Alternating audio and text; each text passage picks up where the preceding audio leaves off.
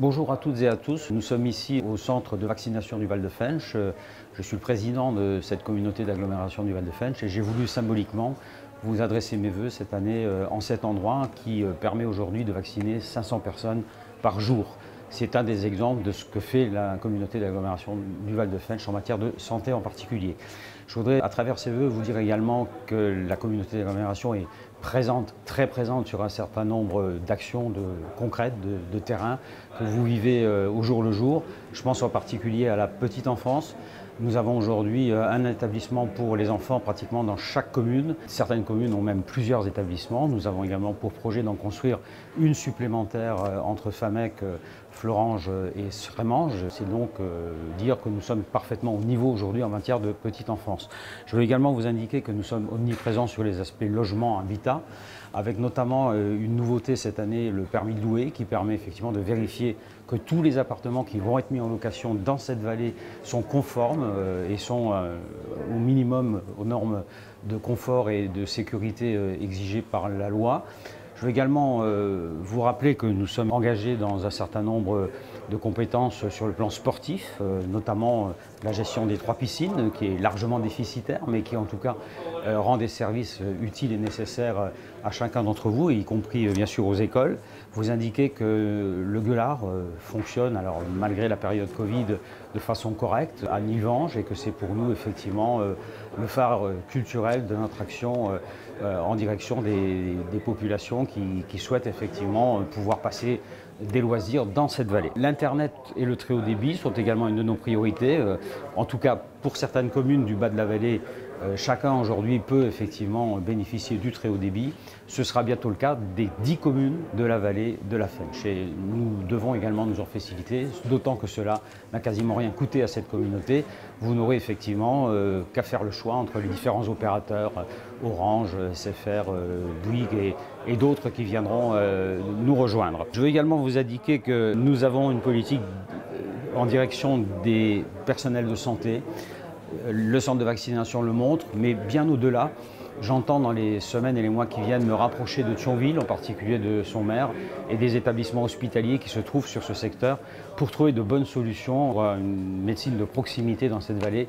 Car en effet, notamment en fond de vallée, nous constatons un vieillissement de la population des médecins généralistes et il nous faut absolument trouver rapidement des solutions. Ceci ne se fera pas tout seul. Il faut que nous travaillions avec les différents établissements hospitaliers et les différents personnels médicaux de la grande agglomération thionvilloise. J'en arrive maintenant à 2 priorités. Ce seront les 2 priorités qui clôtureront mon intervention. Une première priorité absolument indispensable, la transition écologique. Ça peut paraître surprenant, mais effectivement aujourd'hui il faut que nous engagions encore à peu près 40 millions de travaux en matière d'assainissement pour que les communes du fond de vallée, Knutange, Nilvange, Algrange puissent bénéficier de permis de construire. Ce n'est plus le cas aujourd'hui, donc il faut que nous rattrapions un retard qui a été pris au fil des années par les structures qui géraient effectivement l'assainissement. Nous sommes compétents depuis le 1er janvier 2020 et nous allons faire évidemment le nécessaire. C'est coûteux, mais c'est indispensable. Nous travaillons également évidemment à la rénovation et à la remise en état de la Fensch depuis très longtemps, de ses abords, mais également de la qualité de l'eau de la Fensch. Je vais également vous indiquer que nous sommes omniprésents et nous serons omniprésents sur le dossier bus à haut niveau de service. Je sais qu'aujourd'hui, le service rendu n'est pas vraiment satisfaisant, il y a des hauts et des bas, mais en tout cas pour nous c'est une priorité absolue, perspective 2025, 2026, 2027, d'avoir un bus qui, comme la plupart des grandes villes l'ont, puisse relier les différents points de notre territoire, en particulier les gares, les parkings et les différentes communes dont vous venez. Ce sera une priorité toujours en termes de transition écologique car ces bus seront effectivement des bus électriques. Enfin, pour terminer sur cet aspect-là, nous allons rénover la déchetterie d'Algrange qui se rajoutera à 2 autres déchetteries, celle d'Ayange et de Florange, qui font que nous sommes sans doute, en termes de déchetterie et de prise en charge des déchets, une des communautés les plus dynamiques aujourd'hui, avec notamment la taxe aussi qui vous incite à bien trier, ce qui à terme coûtera moins cher à tout le monde, parce qu'on le sait, l'environnement a un prix. Enfin, en termes de conclusion, mais c'est un élément évidemment essentiel, parce que c'est ce qui a fondé notre histoire culturelle et économique, parlons un peu d'économie. Alors, à la fois pour nous féliciter bien sûr du bon fonctionnement de la sidérurgie, pour nous féliciter également du succès incontestable de nos zones industrielles. Satagat accueille un certain nombre de pépites, je ne reviens pas dessus, on en a souvent parlé, entre autres ThyssenKrupp, mais pas seulement. Je veux également indiquer que la fêtière fonctionne également excellemment bien, à la fois sur le plan commercial, mais également sur le plan artisanal. D'autres implantations sont en perspective. Ces zones seront quasiment pleines.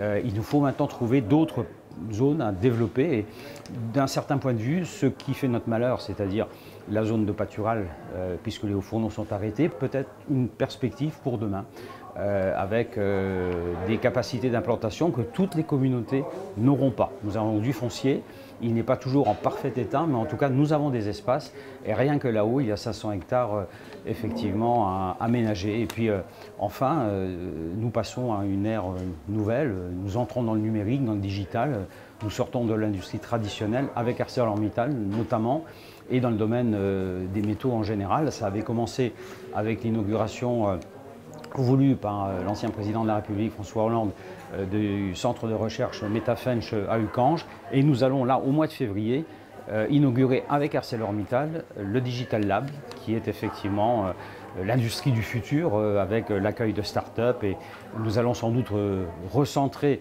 l'ensemble des activités menées sur le site de l'U4, de ce haut fourneau qui est à la fois notre patrimoine, mais qui sera d'une certaine manière le symbole également de nos capacités de rebondir avec les entreprises les plus performantes du territoire. Voilà ce que je voulais vous dire en ce début d'année, tout simplement parce que nous ne pouvons pas organiser des vœux classiques. J'ai souhaité le faire en ce lieu symbolique où la communauté d'agglomération est mobilisée avec les personnels médicaux, les médecins, les infirmiers, voire même quelques bénévoles. C'est une réussite dont je suis fier, dont nous pouvons tous collectivement être fiers. J'espère simplement que ce centre disparaîtra un jour et que nous serons loin effectivement de ces difficiles moments liés au coronavirus. Mais en tout cas, sans ces vaccins, nous ne serions sans doute pas là en train d'échanger aussi facilement. Et donc, si ça devait durer, eh bien, on le fera durer. L'essentiel étant que nous maîtrisions les périodes où le Covid, malheureusement, prend le dessus à travers notamment ces différents variants. Voilà, bonne année. Bonne santé à vous, à vos proches. Je pense aussi à toutes les structures où vous êtes investis, les associations. Continuez bien sûr de prendre soin de vous, de vos amis. J'espère que le printemps amènera effectivement des jours meilleurs. En tout cas, bonne année 2022.